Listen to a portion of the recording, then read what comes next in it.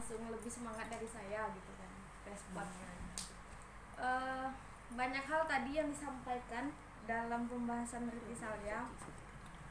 Jadi Riti Salya ini dianggap sebagai sebuah mungkin kegalauan penulis mungkin ya bagi orang yang membaca, atau penulisnya terlalu lebay, alay dan sebagainya, bisa jadi seperti itu.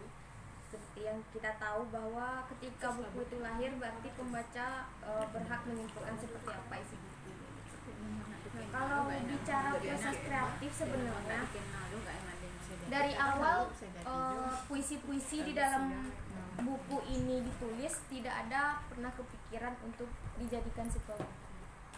Karena memang ini ditulis ya cuman berjalan seperti itu gitu. Ketika saya duduk di pinggir pantai, saya kepikiran nulis tentang senja, itu ya saya tulis. Ketika saya duduk di sebuah kota yang dingin, di kota Padang Panjang, saya kepikiran nulis ya saya nulis. Itu aja sebenarnya, dan nggak pernah kepikiran untuk dijadikan sebuah buku. Kemudian saya menulis itu di akhir 2016, memuncak itu 2017, tapi banyak naskah puisi yang nggak ketemu. Makanya cuman beberapa puisi doang yang ada di buku ini, jadi bikinnya tahun 2017. 4 puisi aja gitu. Karena naskah itu nggak ketemu. Saya nulis itu di kertas kayak kertas buram aja, karena waktu kuliah itu saya kemana-mana bawa buku kan, buku catatan kayak gini gitu. Jadi saya nulis, kemudian kalau di HP misalnya ada yang ke format, di flash disk juga ada gitu kan. Malahan di balik bab 1, 2, 3 saya skripsi saya itu ada puisi, saya tulis coret-coret gitu. Kayak gitu aja saya nulis semuanya. Kemudian yang ada beberapa hal yang memotivasi saya untuk dipaksa menulis ketika 2017-2018 itu. Ada seseorang yang setiap hari itu dia minta bikinin syair gitu. Sakit kepala saya sebenarnya itu. Jadi kadang itu tiap malam tiba-tiba dia WA, "Tang, bikinin satu puisi untuk aku baca besok pagi, tapi jangan kirim sekarang, kirim nanti setelah aku tidur, jadi besok pagi aku langsung baca." Memang kayak gitu aja gitu. Ini bukan curhat loh. Jadi sebenarnya itu bukan sesuatu yang mengikat saya untuk mengerjakan satu puisi, enggak. Cuman dia ngomong kayak gitu, saya langsung menjadikan itu motivasi untuk nulis gitu. Gitu aja sebenarnya. Enggak ada hal-hal yang kepikiran untuk saya apakah melahirkan buku kemudian sampai kayak gini, nggak ada.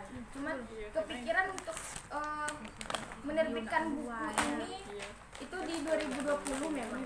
2020 itu kepikiran, kenapa sih naskah-naskah yang nggak yang bersera ini nggak dikumpulin aja gitu. Setidaknya juga bermanfaat bagi orang banyak, bisa dibaca oleh orang banyak gitu. Itu yang waktu itu saya pikirkan.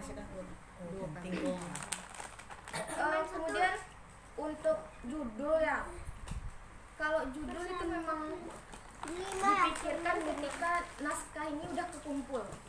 Waktu mengumpulkan ini hampir 100 puisi yang bisa saya kumpulkan, itu caption Instagram misalnya kan, di Facebook dan sebagainya. Ada juga yang diposting kawan-kawan, ada juga itu yang saya kumpulkan.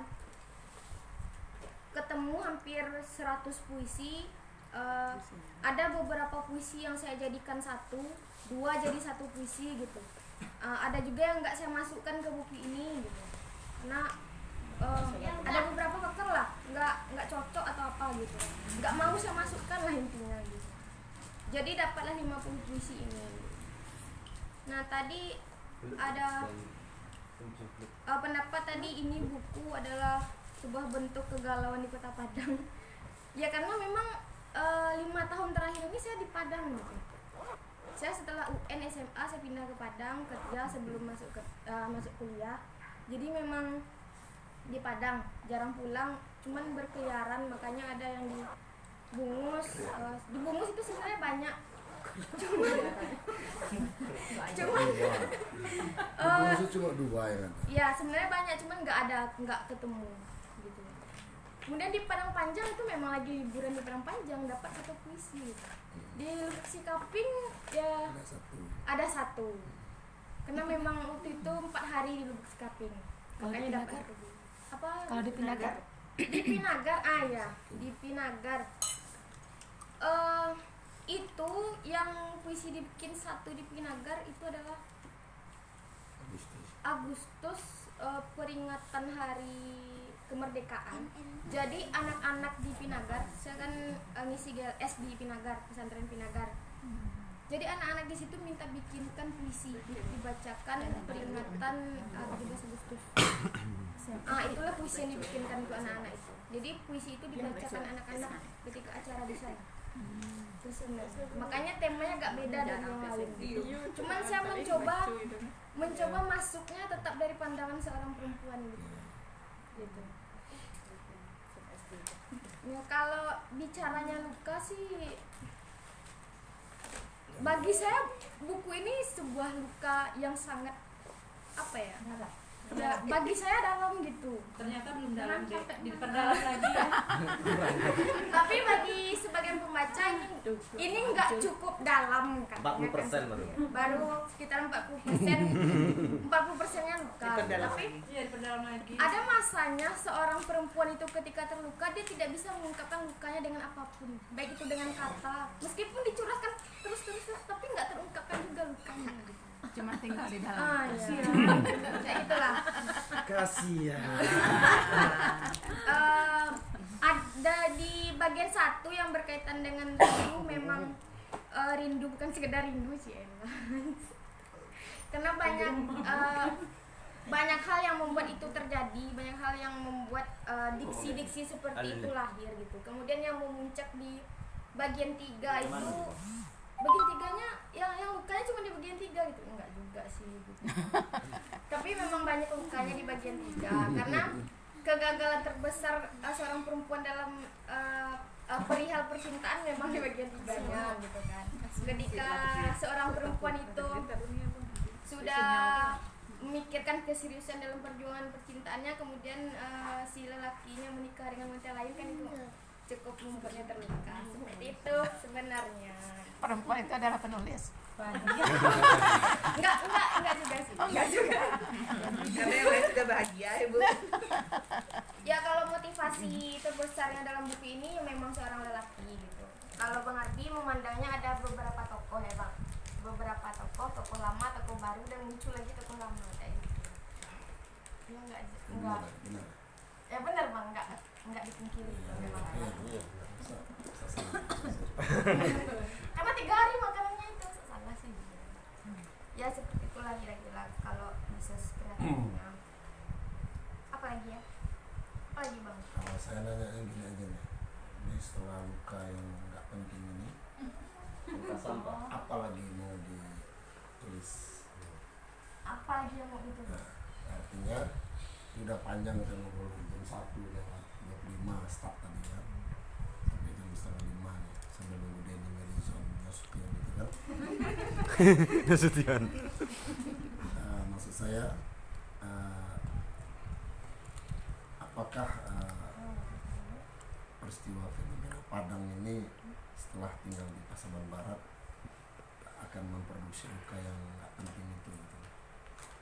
Atau ikut mikirin guru-guru seperti Cik Vera, mikirin Cik Daniel, Cik Puspa, atau masih mau asik luka-luka juga, atau nggak mikirin pengangguran kayak saya dituliskan apa gitu kan, kayak Mas Imawan atau tukang kopi yang sudah nggak susah menghalalkan kemana menghalalkan.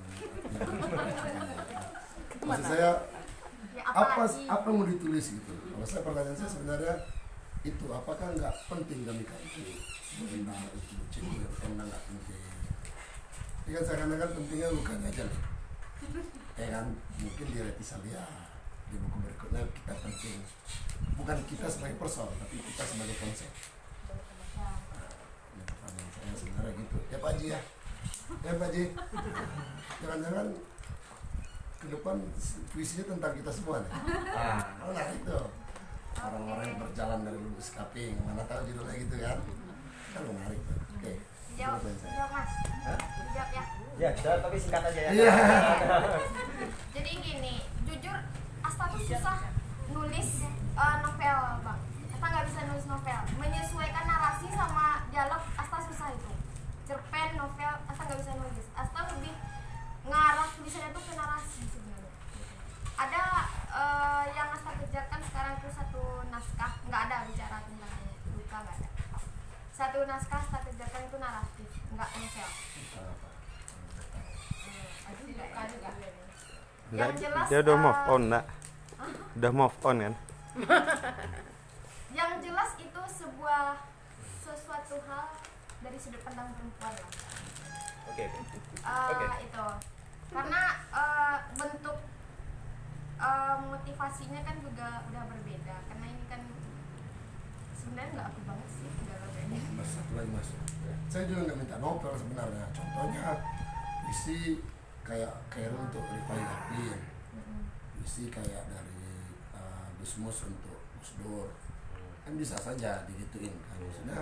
Tapi dia lebih kepada konsep-konsep bagaimana Gusmus minta Gus Dur jangan terlalu toleran gitu dong, tapi dalam bentuk puisi-puisi gitu kan. Atau seperti Khairul bicara Rifai Apin, sahabat dekatnya yang sama-sama kurus dan sama-sama jarang mandi kan. Maksud saya ya kami ini kan juga bukan, kami kan pengobat luka juga sebenarnya, ya kan?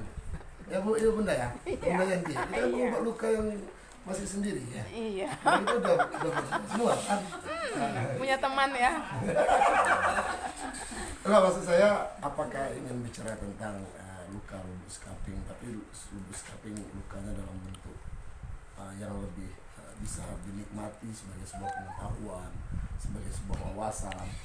Ya kayak Bu Vera cerita, Bu lubus kaping itu ya apa yang jatuh sirih yang sekeping gitu kan. Nah, jadi menarik ya. Ada pengetahuan dan wawasan yang bisa kita bawa pulang. Nah, karena luka juga penting, tapi kan kita semua lebih penting daripada luka gitu kan. Maksud saya ya Pak Ji ya. Gitu. Luka. Nanti jangan sampai pada buku kedua saya diminta lagi.